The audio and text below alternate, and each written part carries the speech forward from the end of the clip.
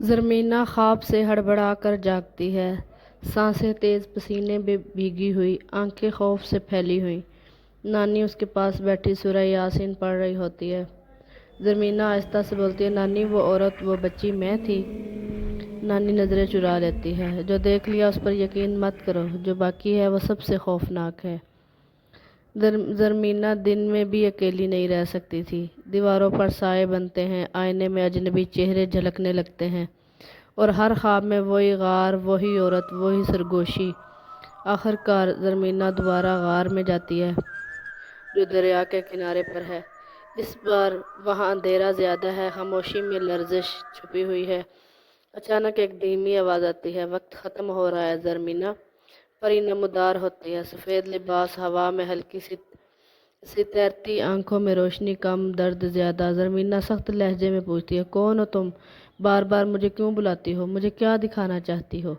پری مسکراتی ہے، مگر وہ مسکراہٹ خوشی کی نہیں، اداسی کی ہوتی ہے۔ جو سچ تم سے چھپایا جا رہا ہے وہ اب خود تمہیں تلاش کرنا ہوگا۔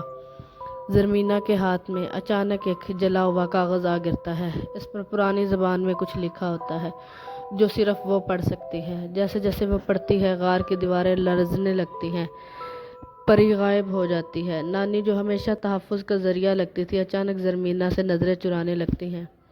زرمینہ پوچھتی ہے، نانی آپ جانتی ہیں نا وہ کون ہے؟ کیا وہ میری ماں تھی یا کچھ اور؟ نانی آہستہ سے کہتی ہیں، کبھی کبھی کچھ حقیقتیں اتنی تلخ ہوتی ہیں کہ ان کو نہ ہی چھیڑا جائے تو اچھی بات ہے۔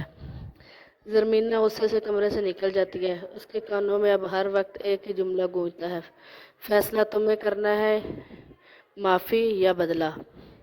رات کے وقت زرمینہ چھت پر بیٹھتی ہے، آسمان پر بادل گرجتے ہیں۔ اچانک اسے دریا کی طرف سے ایک سرگوشی سنائی دیتی ہے، سچ تمہارے خون میں چھپا ہے زرمینہ۔ وہ پلٹ کر دیکھتی ہے، ایک سایہ اس کے پیچھے کھڑا ہوتا ہے، لیکن کیمرہ صرف زرمینہ کے چہرے پر خوف